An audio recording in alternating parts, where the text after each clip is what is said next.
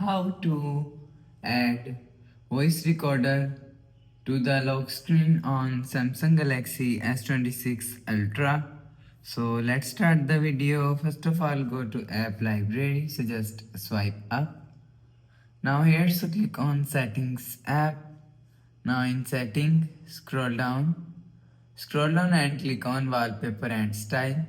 So you will see wallpaper and style is here, so click on wallpaper and style.